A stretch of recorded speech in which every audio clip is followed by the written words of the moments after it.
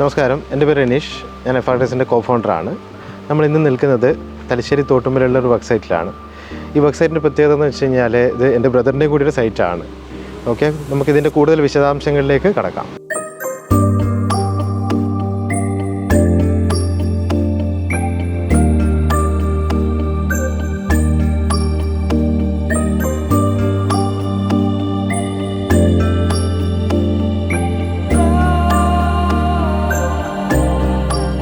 തുടക്കത്തിൽ തന്നെ ജ്യേഷ്ഠൻ്റെ വീട് എടുക്കുകയാണെന്നുള്ളൊരു പ്ലാനുമായിട്ട് വന്നപ്പോൾ നമ്മൾ സാധാരണ രീതിയിലുള്ളൊരു എഞ്ചിനീയറിങ്ങിൻ്റെ ഒരു പ്ലാനായിരുന്നു നമ്മൾ ആദ്യം തുടക്കത്തിൽ ഉണ്ടായിരുന്നത്.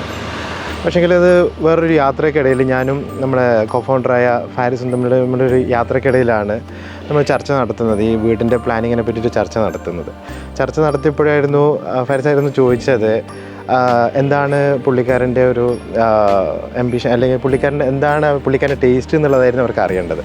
ഞാൻ പറഞ്ഞതപ്പോൾ നമുക്കൊരു ജ്യേഷ്ഠനെ കൂടുതലും ഫോട്ടോഗ്രാഫിനോട് ഭയങ്കര താല്പര്യമുള്ള ഒരാളായിരുന്നു. അങ്ങനെയാണ് ആ ഒരു കൺസെപ്റ്റ് ഡെവലപ്പ് ചെയ്ത് വന്നതും ഈ ഒരു രീതിയിലേക്ക് നമ്മളെ സ്ട്രക്ചറിലേക്ക് കൊണ്ടുവന്നതും. അതായത് ഒരു ഫോട്ടോഗ്രാഫിയുടെ ലെൻസും അതിൻ്റെ റേസും ആയിട്ടാണ് നമ്മുടെ ഈ ഒരു കൺസെപ്റ്റ് ഡെവലപ്പ് ചെയ്തിട്ടുണ്ടായിരുന്നത്.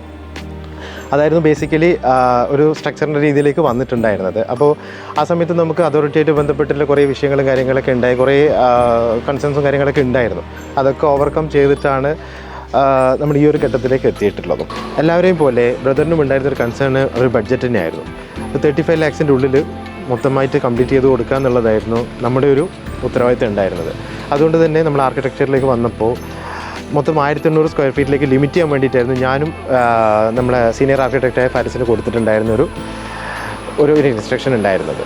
അപ്പോൾ അതിലേക്കൂടി തന്നെ നമുക്ക് എന്ത് ചെയ്യാൻ പറ്റിയിട്ടുണ്ട്, നമ്മൾ ബഡ്ജറ്റ് 1200, നമ്മൾ മൊത്തം 1800 square feet വീട് തന്നെയാണ് ഇത് വന്നിട്ടുള്ളത്. 1200 square feet ഗ്രൗണ്ട് ഫ്ലോറും 600 square feet ഫസ്റ്റ് ഫ്ലോറുമായിട്ടാണ് എടുത്തിട്ടുള്ളത്.